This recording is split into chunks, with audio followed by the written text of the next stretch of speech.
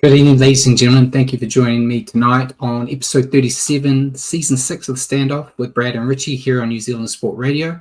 We're here live on Wednesdays on Facebook throughout the season. Richie is currently running late, so he is going to be here as soon as he can. So unfortunately, you are stuck with me for the beginning.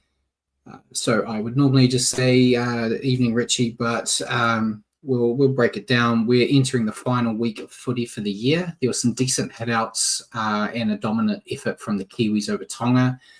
That match was kind of overshadowed by the situation with E Katoa, which we'll talk about. And we'll go over all the other games as well. But while we're here live on Wednesdays at 8 p.m, you can also catch our show at your convenience on iHeartRadio or Spotify. Just remember to search for New Zealand Sport Radio. As always, we're going to cover everything you need to know in the week that was rugby league, including our top stories of the week, a review of the week 3 of the internationals. We'll then stop and answer some questions from you guys, as well as questions we got for each other. And then we'll end the night with a preview of the international finals. So remember to send us comments and questions, and we may as well just jump straight into the stories of the week. I'll cover them briefly because I'm sure Richard will have his own input on them. But the big one, aside E Katoa, was Ryan Pappenhausen. He has been granted a release effective immediately from the Melbourne Storm. There's been no word of where he will head. Most people are pointing at the R360 comp, but he has said himself that he's going to take some time away before considering his future. There sounds like it's a bit of smoke and mirrors there as well, because effectively releasing himself, having a bit of a hiatus before joining, would kind of break the rule the NRL have got in saying the 10-year ban, because he's technically not a contracted player anywhere. We'll see. We'll have to see what happens when we get to it. But yeah, it's interesting. Melbourne do have Failongu there, who is more than capable to fill that spot, and they were probably more at risk of losing him if they kept hold of Pappenhausen long term. So a bit of a surprise to see him get released, but we had all those rumours throughout the season, so not too much of a surprise. Just, I guess, I thought maybe they would have held out and made him play at least next year. My next bit of news was E Katoa, but I'm going to leave that until Richie's here. So I'm going to move to the next page because it fills up my whole page here. See Simon's here. Evening, Simon. Running on my own at the moment. Hopefully Richard will be here soon. I got it wrong last week when we were talking on the show about promotion relegation. This year there will be no promotion relegation match in the Pacific Championship due to next year's World Cup. So they've decided to hold off. So Tonga, with the way they've been going, they're probably very fortunate, because there was every chance that they may have been upset by PNG with the way Tonga's been going. So it's probably a sigh of relief for them. But yeah, so yeah, apologies for not doing my research properly on that last week. There has been some noise that Josh Curran may be on his way out with the Bulldogs as they look at their roster structure. Apparently trying to get everything all lined up. Apparently he is a player they are okay with losing. Be a shame to see him go. Big fan of him from his Warriors days, and I'm sure if the Bulldogs do end up pushing him out, there'll be another NRL team that will pick him up. So I'm sure his NRL career is not over just yet. But it also hasn't been officially confirmed. It's all just rumours right now. Next one that was quite interesting was Matty Johns announced that he's now part owner of the Gold Coast Titans, and Gordon Tallis also announced that he's a part owner as well. I don't know what that means in the bigger scope of things, but good to see the Titans are trying to make changes. If it will be positive or not, I'm not too sure. And Simon said, I'm guessing after next year's World Cup, you're guessing the Kiwis will be touring England. I assume that's the way they're going to go. I'm pretty sure we're not going to see an Ashes tour every year. I think they want to make it a bit more special. So it might be it could even be a year before the World Cup every turn that they do the Ashes. So the third year of every 4-year cycle potentially, and allowing Tonga, Samoa, and New Zealand to be the other team on rotation. So it would make sense that we are next. They've already played Samoa and Tonga, so yeah, we'll see. I didn't put it in the news here, but since I'm buying time till Richie gets here, we talked about the World Cup. Apparently, the IRL is really firming on America as the 2030 hosts. Nothing concrete yet, but apparently they are very interested in having it there. There was a list of the cities they were looking at having the games. Be interesting to see. Not sure how it's going to work time-wise for us, but it's still going to be a better time frame, I guess, than when it was in England. But yeah, time will tell. And Soma said England's not competitive enough to justify Ashes every year. Yeah, 100%. Even the Kangaroos, we'll talk about it briefly in a little bit, but Kangaroos weren't at their best, and they still managed to squeak out the win. So, yeah, England's got a long way to go before they could start potentially trying to claim to play Australia every year. Next bit of news I had was Craig Bellamy. He hasn't confirmed his future yet, but as it stands, it sounds like he's going to step down as coach at the end of 2027 and move into a coaching director's role in 28 with the Storm. That's been rumoured quite a few times over the past few years, and he's always managed to go, no, I'm going to go another year. So we'll see what happens at the end of 27 if he decides he wants to go another year as the top coach. I think he'll want to make sure he's got a suitor that can take over, which I think has been his problem the past few years. A lot of his guys that were kind of getting groomed for that role ended up moving to other clubs to get the opportunity because he's kind of still there. So I'm not too sure who they would be looking at future-wise to take over from him, but it'll be interesting to see how he goes in the director's role. He's got a lot of knowledge in the coaching game. Having a role in the background, it may work, it may not. He may be one of those guys that needs to be out there leading the way, but whatever, he's kind of earned the right to do whatever he wants. As someone said, they've tried that before and it fell through. US were meant to host next year's World Cup. Yeah, we'll see what happens. America always seems to get involved and then pull out at the last minute. So we'll have to wait and see if it actually goes through. We'll see what happens. Talking about the Ashes series, Kangaroos coach Kevin Walters has said he's going to consider giving other Kangaroos an opportunity to play in the final test since the Ashes series is secured for them. Makes sense. You take a lot of guys over there. You're still going to want to win. I'm pretty confident even bringing in the guys that haven't played yet would do more than enough to beat England at the moment. So I don't think they're at any risk of potentially losing the game. So I think, yeah, give those guys that haven't had the opportunity to run out there an opportunity, I say. Next bit, I just threw in today, so Richard didn't know about it, but the NRL has set new anti-tampering rules to take effect from December 1st for clubs. Clubs will potentially face fines, and player agents could potentially be deregistered if they've got three things here. If they make contact with an agent or player to discuss the future of a player if they're not a free agent, making public comments that are deemed to be enticing or inducing a player to break contract, and shop a contracted player from their own club to a rival club without prior permission from that player. So if you approach a player that's on contract, you get in trouble. If you do, say, as much as he denies it, what Phil Gill did on that TV show with Lachlan Galvin this season, or if you're, say, the Warriors and you decide you want to try to offload Bunty or Foa, and you start talking to clubs before actually talking to Bunty. So those are the three things.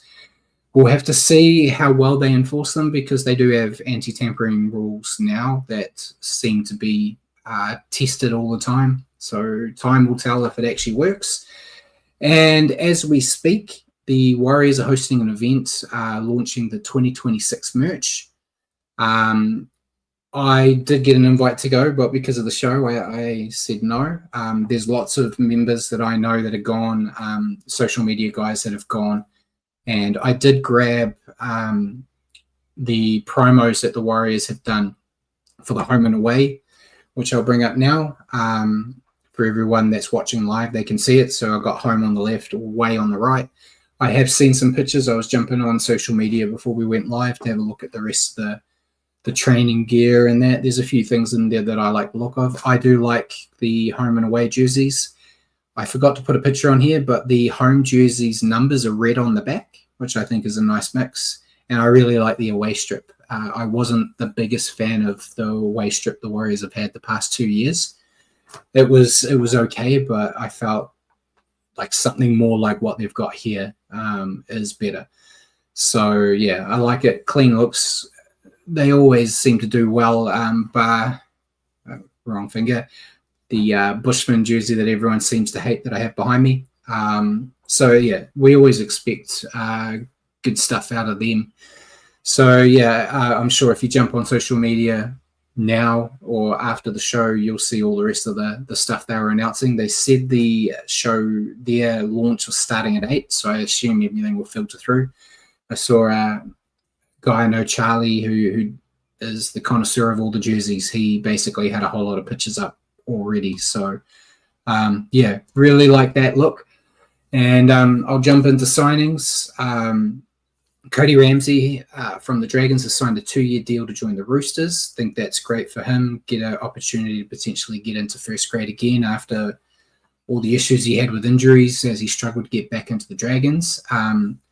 The Titans have announced 2 signings. They've signed Lockie Elias on a 2-year deal and Luke Summerton on a 2-year deal. So I think they're 2 handy pickups. Lachlan Elias, he hasn't really had too many opportunities recently in first grade. I think the Titans could do with a guy like him potentially. We're going to have to wait and see how the whole rebuild goes there. But I think he's a solid enough signing. He's not a star, but he will get the job they need done. The Broncos have officially announced, after we spoke about it for the last few weeks, Jonah Pizzette. He's on a 3-year deal from 2027 after he has his year with the Eels next season. Be a good pickup for them at the same time that you're going to see the guys like Adam Reynolds and the likes disappear or retire, I should say, probably a bit more nicely. The Panthers also finally confirmed the signings of Tom Ali and also Kalani Going, both on 1-year deals for next year. I think it's a great opportunity for both those guys. I really like Ali. Hoped he would have got more opportunities in first grade for the Warriors this year, but the young boys just kind of leapfrogged them. So a fresh start somewhere else could be just what he needs. And if there's any team that's going to help a young guy develop, Penrith is the way to go. And same for Kalani Going. He did a lot for the Warriors in New South Wales Cup and get an opportunity to go to the Panthers and have a hit out. I think it's great for him. I saw a video the Warriors did with him where he basically said that when he wants to come back to the Warriors in a coaching capacity in some form, probably with the lower grades, when he finally decides he's had enough of playing footy. So he's gone from the Warriors for now, but it sounds like it won't be for too long. But yeah, congrats to both of them. Griffin Neame has also extended with the Cowboys until at least the end of 2029. I think that's a decent pickup for the Cowboys. I'm a big fan of Neame. He was one of the guys I had earmarked as a prop I'd like the Warriors to steal back before the news of James Fisher-Harris.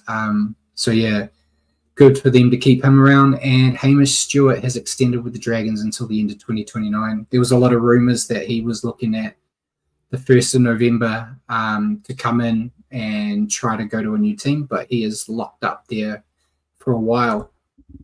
Welcome, Richie. Hello, Brad. Thank God, I felt like a crazy man talking to myself. Talk to yourself. How are you? Yeah, I'm going good, mate. I've covered basically all the news except for the biggest news, I guess, besides Ryan Pappenhausen, which is Ali Katoa. So I wanted to wait for you here. Yeah. So we'll get back into that now, Matt. Ali Katoa was taken to hospital after suffering seizure activities on the sidelines and had surgery on a brain bleed. Tonga coach Christian Wolf defended the doctors who let Katoa play after a heavy head knock in the warm-up and then returned to the field after passing an HIA for a second head knock before finally sitting him out after a third head knock before his health took a further turn on the sidelines. Many outside the Tongan camp have questioned the decision to even let him play, thinking he should have sat out after that warm-up collision. And the likes of Sean Johnson, Willie Mason, all that said there's going to be ramifications from what happened here. Going forward, we don't know what's going to happen. And they said potentially even snowballing for what NRL club player or clubs, if they'll even want to let their players go out and play internationally if they're treated like this. This seems to be an anomaly. Usually the doctors and that have got the players' best interests at heart so far in the internationals. Tongan officials, before I throw it to you, did come out and say they didn't see the footage of the pre-game hit, and if they did, they wouldn't let him play. I find that hard to believe when that footage was on TV here. It was on social media before kickoff. It was everywhere. So I think that's a crock of shit. But the NRL are investigating what went wrong, and there's no words on recovery time, but it could be a while if we look at TMM and Corey Harawira-Naira with similar injuries. Some are even saying they really hope not, but it could be a career ender, which we really hope is not the case. But I just blabbled on that. Your thoughts? So I definitely hope it's not a career ender. It'd be a pretty horrible way to go out, what I think is a bit of negligence. I'm kind of the same as you. I don't buy into we didn't see the footage before the game. There must have been enough alarm bells ringing to rule him out. Having seen that, there's no way, if I was involved, there's no way he's making the playing field. No. And I noticed, I saw it and I was like, oh shit, that doesn't look good. And then watching, disrespectful, I don't remember the name of the Tongan haka. What do they call it? The Civital. Yeah. When he was doing it, he didn't look like he was there. He was glazed over, even doing that. And it was like, he is not on this planet. And then, fortunately, all three of them were all like accidental, like from his own team as well, which doesn't help. Well, the third one was a collision. He put his head wrong in the wrong place in the tackle. But it's really I'm a massive fan of Katoa, as everyone who watches this knows. We always go on about him. Really devastating to see that happen. And I know there were some people on the other side of it saying, well, he wanted to play, so let him play. But every player is going to want to play, regardless of how injured they are. You got to protect. And that's what the doctors are for. The doctors are there to go, no, we need to stop you because we want you to play in the next game and the next game. We don't want you to just go out there and effectively end your career, potentially. And I know they talked to his family and they said when he woke up after surgery, the first thing he asked was, what was the score? So even then he was still invested in the performance. But really hope he pulls through. I don't want this to be his last moment. And hopefully we've got something after the NRL have investigated next week to talk about, because next week's our final show for the year. So hopefully they've done something. But the other thing they said, Christian Wolf did confirm that hit in the warm-up, they didn't do an HIA test on. So they just asked him if he was okay. So I think if they did an HIA test, he would have failed, and then all of this would have been prevented. But it is what it is. Anything else you want to add to that before we go back? They've really lacked duty of care on this one. They don't. It's not like they haven't got depth in the position too. They had one Leka Halasima sitting waiting. They could have brought him on. Yeah. So nothing but the best of wishes to Katoa and his recovery, and hopefully it's not as bad as what some people say it could be, and that we see him back sooner rather than later. Before I go into the rest, we talked about the new Warriors strip, mate. So I'll bring it up again. I don't know if you've seen it or not. They're currently doing at the Warriors Bar. They've got an event on that I didn't go to because of the show. But I've seen lots of people I know that are there and putting pictures up on social media, and it all looks good. It's almost a throwback to the Starters jersey from the old days.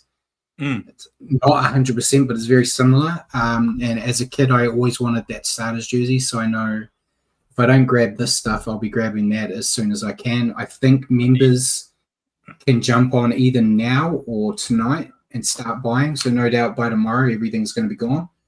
I did just get an email from the club about it. I'm just going to be rude and look at it. Yep. It's now available to purchase for members. So Nice. You can jump on now and buy it if you're a member. If not, you probably have to wait till tomorrow morning. But yeah, be a member, guys. We'll go to injuries now. Obviously, Katoa, we just talked about brain bleed, TBD. Don't know how long it's going to be. Jeremiah Nanai from Samoa, he has got a shoulder injury. He's going to miss the final. Devastating for him for how well he's gone this series, but great for us as Kiwis fans to not have him out there.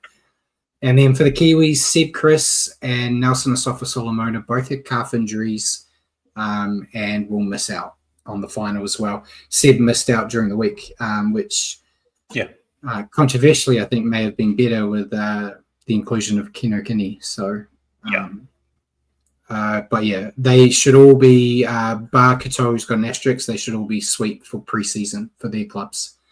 Naughty boys, there's no one. Again, we're all being squeaky clean in the internationals. We'll go to internationals now. I'll rattle off the games. Pacific Championship, Bulls beat Fiji 50-18, securing yet another championship for them. Third year in a row, I think it was. They've won every single one. Kiwis defeated Tonga 40-14. PNG Orchids lost to Tonga and the women 42-6. And the Jillaroos just squeaked out a win over the Kiwi Ferns 10-4. And then England Kangaroos beat them 14-4. So your overall thoughts on the games over the weekend, on the ones that you at least managed to catch? Yeah, happy with the Kiwis' performance. Definitely a big surprise with the Kumals for me. I had that game a lot closer than that, but the Kumals were outstanding on the day. And yeah, the England game, England-Aussie, I don't think it really lived up much to the hype. It was a bit of a dour affair. Not a lot of points, not a lot of taking chances. Yeah, I think I mentioned it earlier. I said the Kangaroos didn't play their best, and even then the English couldn't do anything. This was the perfect time for them to strike because, the Kangaroos gave them plenty of opportunities. But yeah, that was it for the round. Let's talk about the Kiwi-Tonga game in more detail, mate. So Sunday, Kiwis defeated Tonga 40-14 in the Sea of Red at Eden Park. Yeah, very, very comprehensive. 7-2 for the Kiwis. We had Keanu Kini, Dylan Brown had 2, Casey McLean, Matty Timoko, CNK, and Phoenix Crossland. And for Tonga, Demi Vaimonga, he got 1, and Daniel Tupou towards the end. Yeah, I think as I mentioned last week, I came into this match real nervous. I was expecting a massive bounce back from Tonga. And after it was like the first 20 minutes was quite brutal and no one was taking a back step. And then around the 18-minute mark when the Kiwis scored, it just kind of became one-way traffic after that. It kind of like broke the Tongan spirits for a bit. The pack was massive all night. They was set up the platform for the backs to strike. And despite a few last-minute switches, I think the attack looked better with Kino Kini out at fullback. He added a lot of threat from the back. And negatively, I'd say they need to work a bit on their discipline. If Paul was here, he'd bring up the stats, but I think they had like 8 or 9 penalties, which you can't really do in the final. So that's what they have to bring down. But that was really it. 8. And I think they're in the driver's seat for a second championship. I think they can take this championship as long as they don't take Samoa lightly, which To be fair, I think in the first two games against Samoa and Tonga, they can be accused of taking them lightly. So going with the right mindset, I think they walk away. But your thoughts on the Kiwis? I was just surprised at how dominant it was. Like you said, the first sort of 20 minutes, a lot of physicality, but not. The game didn't really kick off yet, but I felt like the Kiwis dominated the ball and sort of had the better of possession. And then once they clicked, they got the second phase game going. They just killed them with the offloads. It was 24-8 to the Kiwis and offloads. And yeah, I think they just played with a real freedom that just picked apart Tonga, who, we'll get to them, but pretty disappointing this year. Yeah, and your thoughts on the Aaron Clark sin bin? Oh, absolute garbage. How's that sin bin? People always slow it down to get to the halftime. It's not like we're going to score a try or anything, you know? No, I think at worst you could have given away a penalty. If you wanted, but sin bin, it just felt like it was doing anything they could to try to let Tonga get back in to the contest. It didn't work, but your thoughts on Tonga though?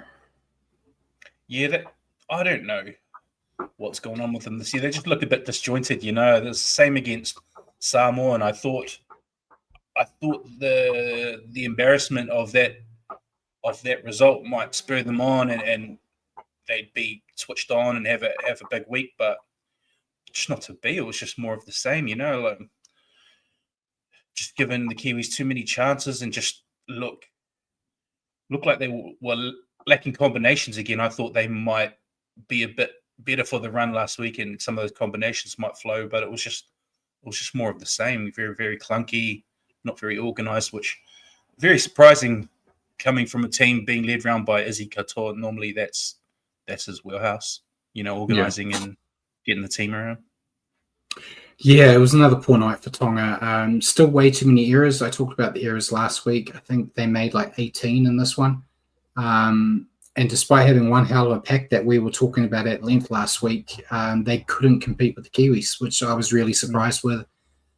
You just mentioned about Katoa, but I think Iongi in the halves, that experiment needs to stop. As Katoa, as great as he's shown he can be, he needs help.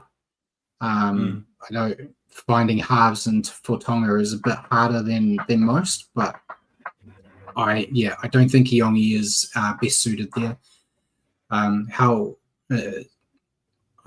was trying to think when I was writing my notes, who would you bring in as a six for Tonga? I can't think of one right now, which is unfortunate. Lola here still playing? Good question. I believe he is, but he was nowhere near this. He's nowhere near the I don't think he's at the level to come back in, but I'm sure there'll be a lot of young kids coming up. They'll want to play for Tonga that are hopefully in a halves build as opposed to being a prop. But yeah, they need to find another person to go in with Katoa. But on a positive note, I thought Dimitri Valmunga was great again. So he's really done. I was really surprised that they dropped Leka. I thought Leka should have been in there, especially with what happened to Katoa in the warm-up. It would have been a straight swap and you would have been sitting pretty. But I think, these back-to-back losses should hopefully I'm filled with copium at the moment, but it should spark some life into them before the World Cup. This should be a wake-up call that they are good, but they actually need to work on things if they want to compete. Because they're basically, if you miss it, promotion relegation isn't happening this year. But they're effectively gone from like what the Kiwis did, gone from being in the final to being in the promotion relegation in the space of one round, which you don't want to ever see. But hopefully they're better, because a good Tongan team is good for everyone. Your player that stood out? I went Dylan Brown. I think he's just been a standout for the Kiwis across the two games. You know, he's copped a bit of flack this year and had a lot of questions asked about his contract where he's going, and is he worth that kind of contract? But no doubt that in these 2 tests, he's stepped up in these big games and looked the part. Yeah, and he's definitely it shows how good he can be when he's in a better team than the Eels. So we'll see. But I went with him as well. I'm going to Aaron because I thought Case McLean played well. Ken O'Kenny did well as well. But, Dylan, he had 2 try assists. He scored 2 himself. He was involved a lot. So I had to give him the nod again. Been very impressive. He's just got 1 more game to go. So as long as he can bring that type of performance again, it'd be good. So we'll go to the standings for the final time. It's kind of set everybody up. But in the Women's Pacific Cup, Jillaroos with 2 games, 2 wins, ended up first. Kiwi Ferns are second. And then Whetu Samoa were third, unable to get any wins in the tournament. Pacific Bowl, Cook Islands, Moana took it out on 2 wins, 2 losses. Tonga was second, getting only the 1 win, and PNG didn't get a win at all. Then in the Pacific Cup, as we just mentioned, Kiwis undefeated, so they have sat at top. Toa Samoa second, and Tonga third. And then the Pacific Bowl, the Kumals first, Fiji second, Cook Islands third. So probably not what I would have picked at the beginning of the start of the internationals. If I was predicting it, I would have had Tonga second over Samoa and the men. I may have still had PNG at the top over Fiji, so that one might have been right. And then in the women, I probably would have had Tonga, PNG, Cook Islands, because I give no respect to Cook Islands, unfortunately. But that's the last one for the year. Sets us up for some nice finals this week. But questions, mate. We'll go on with your one first because it kind of flows on from what we were just talking about. Yeah, sure. So my one was just now that we've seen a number of international games being played and just the Pacific Champs final left, who can you see winning the Golden Boot for 25? I think the guy we were just talking about, Dylan Brown. I thought Reece Walsh would get it by a landslide due to it being the Kangaroos. The year he's had, I know they're not meant to take NRL into consideration, but he kind of, that first game, he kind of set the world on fire for the Kangaroos. Got Simbin in the second one and didn't really have the greatest game. So I think that if you're looking at that, Dylan Brown's had 2 pretty near perfect games for the Kiwis. So I think it should be him. If it's going to be, I'm not sure. But he's who I'd be picking right now. I guess a little bit still hinges on how this weekend goes, right? I mean, Reece Walsh could come out in the 3rd test and absolutely blow England away on his own, and then it throws a cat amongst the pigeons. Yeah. If he comes out and has a game of his life and Dylan Brown has anything less than a perfect game, you could argue that they would look at Reece. But I think they're probably the only 2 in contention right now. Yeah, I would be saying Dylan Brown as well. Sweet. So my one, mate. Tonga have been a shell of their former selves this series. Can you think of a reason? And is this a sign of a drop-off or just a blip? I hope it's not a drop-off. I don't think it'll be a drop-off just based purely off the quality of players they have at their disposal. They've got a roster full of game breakers that can beat anybody on their day.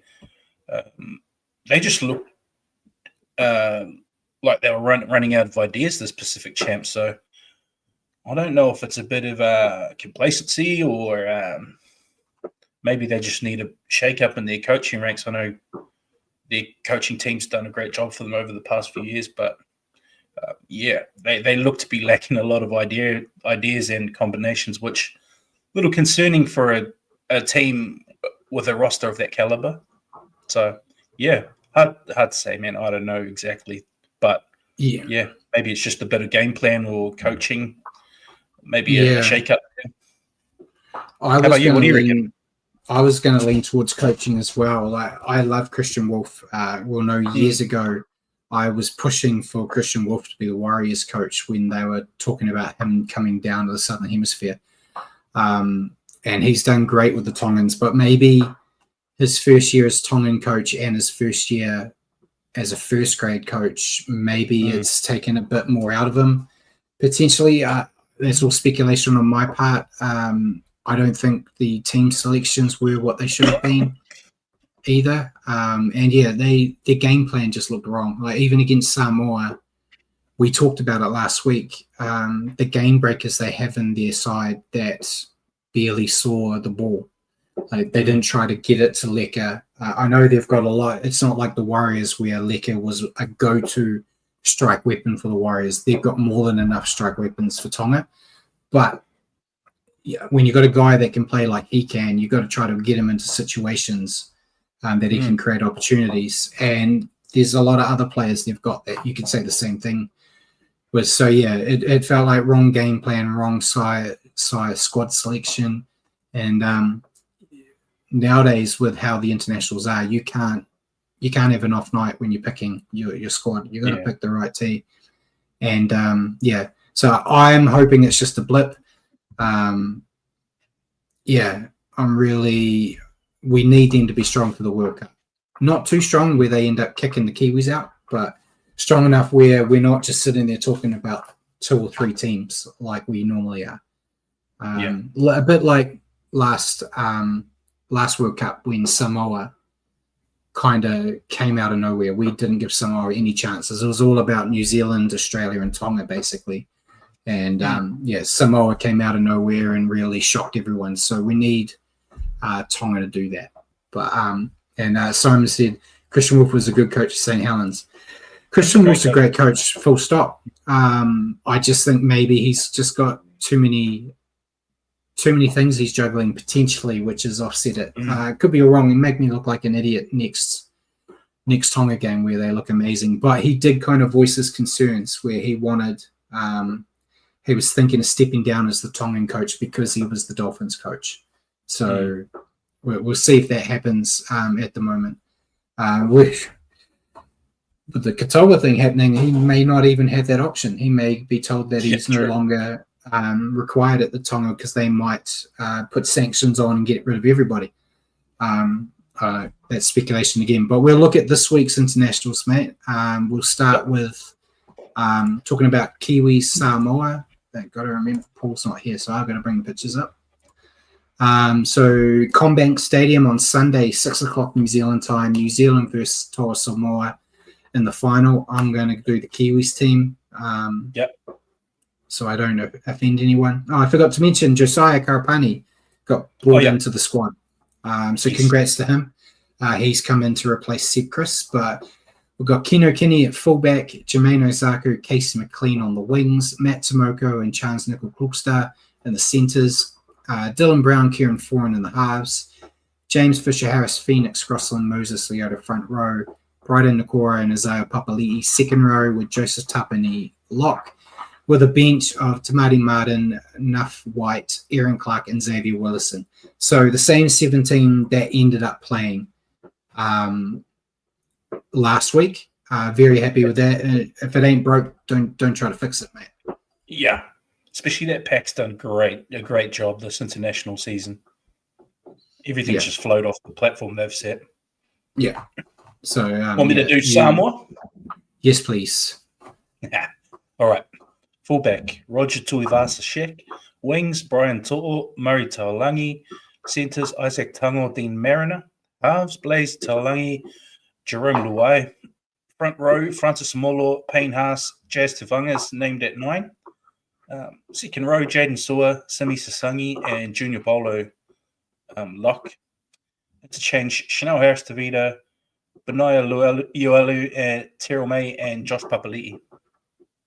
Yeah, very strong side there. I know we just talked about Jeremiah Nanai missing out due to injury. Being able to bring in Jaden Sua to replace him is not a bad get. Yeah. And to have the likes of Terrell May and Josh Papali on your bench is pretty good. Switch the hookers around.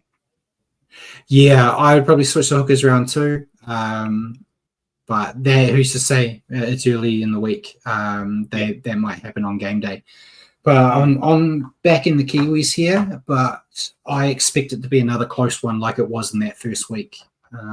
And I know we talked about it at length, mate, about it's amazing that the Australians decide to put this final in Australia, but we saw with the Tonga Samoan game, there'll be a massive turnout. I'm sure it'll be yet another away game for the Kiwis for their third game in the series, but should make for a great atmosphere. Combank's a great stadium, so I'm backing Kiwis. But what about you? You can put $1 each way. Yeah, I can, but I'm also backing Kiwis. I just think they've looked very slick so far in the first two games, and no signs of slowing down. Foreign and Brown have been class in the halves too, off the back of what the forwards have produced. So I just think there's a lot of experience there, and I think the Kiwis hopefully edge it. Yeah. So the rest of the games happening. Also on Sunday, we have the Jillaroos Kiwi Ferns. I think Jillaroos will be too strong, but I'm hoping for a Kiwi Ferns upset. Tamika Upton is back in this game, which is usually you mark it down as a win, whatever team she's playing for. But hopefully the Kiwi Ferns can do it. Also on Sunday, we've got a World Cup qualifier, mate, that they kept under the radar. Cook Islands versus the South African Rhinos. Winner makes the World Cup. So I have not seen the Rhinos. I haven't even been able to find the squad to see who's playing. Not that I would know anyone that's in the team anyway. I'm expecting the Cook Islands to get this one.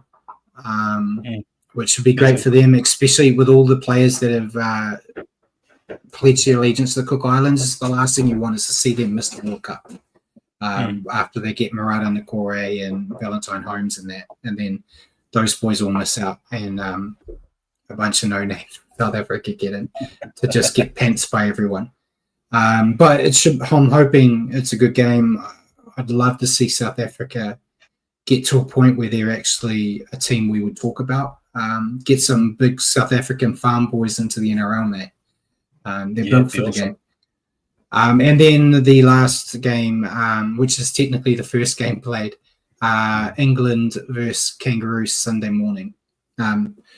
We're going real early, man. Kangaroos should get this one. They should get the three-peat like we predicted before the season started. I told you the first game, mate, I made the decision to just stay up and wait for kickoff. I was a bit tired in the week, decided I'd take an hour nap before the game. Got all the way up to like 12:30 and woke up 8 o'clock in the morning the next day. I slept through it, so I had to watch the replay. Wasn't that great a game anyway? It wasn't. I'm very happy I didn't stay up because it ruined my sleep cycle the week before. Anything else you want to add? Because we're finished really early. We don't have a lot to talk about, man. It's just the time of year. Yeah, and Simon said my money's on Cook Islands, but I haven't been paying much attention to the international side of the Pacific Cup and the Ashes. Yeah, I haven't watched a lot of the Cook Islands games, but I feel like they should be the favourites here, just due to the fact that they actually have NRL players in their team. I'm going to see. I'm going to say Googling South African Rhinos is probably just going to give me animals. Animals. Yep. It's South Africa's home to the largest population of both white and black rhinos. So that was helpful. How about we put rugby league in? There we go.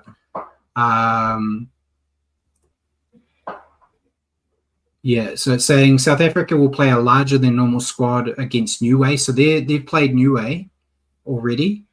They're playing Niue. They're playing Niue on Tuesday. So that's already happened. That was yesterday, but I don't see the score. And then they do play on Sunday, but they've got nothing. Oh, they do have a lineup here. Bevan DeFrays, Juan Engelbrecht. I'm just scrolling through to see if I can recognize anyone. No, I recognize no one. The only one I knew from the last time I heard them play was Jackson Fry, who used to be with the Warriors. That's the only way that I know. And Mark Roberts has jumped in trying to set me off. Situ 2 off to Brad's favourite team next year, it sounds like. Oh no. Say it ain't so. It's Situ set to join the Dragons. Well, they could do with him. They could do with him. The Dragons look set to continue their impressive junior recruitment drive ahead of 2026, already welcoming Nick Quinn from South Sydney Rabbitohs and David Dale from the Panthers. Club's now close to signing Setu 2. Clauses, they say he's close to securing a 2-year deal with negotiations. Look, that'd be great for him. He's shown more than enough to be a first grader if he was given the opportunity. Unfortunately, it is a team that I can't stand, but maybe this is their ploy, mate. They're trying to get players I like to join them so I can change my allegiance. And Simon said, from his understanding, there's only going to be 10 teams in the Rugby League World Cup. Yeah, I think we talked about it a while back when they announced it, that they wanted to reduce the amount of teams because they felt like there were too many teams in the last World Cup and too many one-sided performances. So they wanted to try to restrict it. Rightly or wrongly, we are in the luxury of being a team that can be competitive. But I would understand if you're a Jamaican fan or one of those teams that are just happy to get on the stage if you don't get the opportunity. But all the teams did get opportunities to qualify. So if they were good enough, they could qualify. But I still think the next one they need to extend it a bit because 10 teams just feels too short. So even if you went to 12, so you'd have 4 pool. I don't do maths, mate. 3 pools. Whatever way, yeah. So maybe 16. Yeah, even 16 then. So you have 4 fours. Would be better, but essentially it's a 4-team race most of the time. And Mark said they need to put a multi-team in to help bump the numbers up again. I think there's enough good team, or not good teams. There's enough international teams to do it, and I'm being biased because I don't want to lose players to the Kiwis. If you look, most of the Kiwis are Samoans at the moment anyway. But yeah, that would be a nice window if they did that. A guy like Kalen Ponga would be allowed to play because he ain't going to go. Speculation. Another question, mate. Kalen Ponga, do you think he defects to the Kiwis now? Because he was always holding off for Origin. I don't see him getting an Origin with Reece Walsh. So would he pull the switch? Because he hasn't. Not. A lot will come down to how he plays. If he comes out and is the Kalen Ponga that we know he can be early next year, he might force his way into that team anyway, the Queensland team. Maybe be it on the bench. I don't think anybody's taking over Reece Walsh anymore. But no. Yeah, I don't know. Yeah, if he falls out of favour, then I can see him defecting. Yeah, because he was here. He was at the Warriors bar for an event before the internationals, and he was talking about how much he loves New Zealand and the Māori side of him, and then he loves the New Zealand side of things. It's like, you're saying all the right things to go put that black jersey on. But then, I guess he would be handy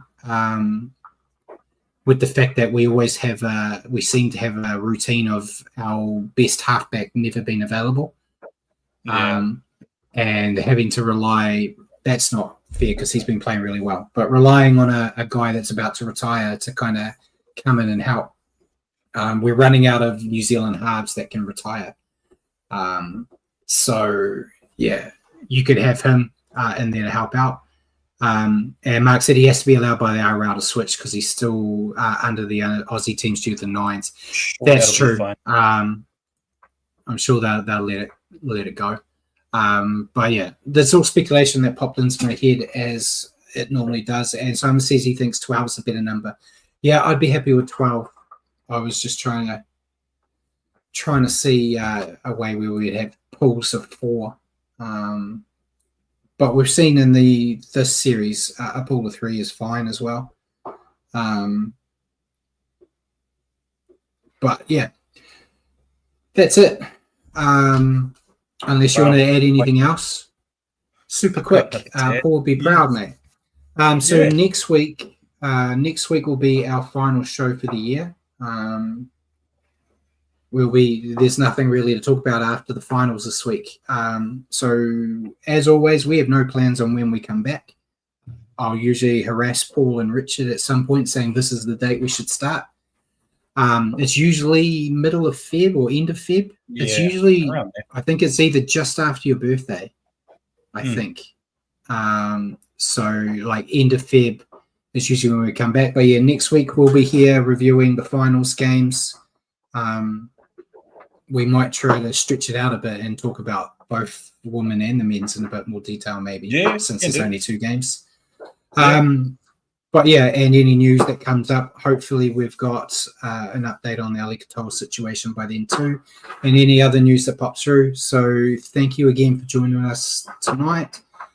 For your weekly updates, tune into our last show for the year next week, Wednesday, 8 p.m. here on Facebook or YouTube at your convenience on iHeartRadio or Spotify. Just remember to search for New Zealand Sport Radio. And thanks again for joining us, everyone. And until next week, good night. Cheers.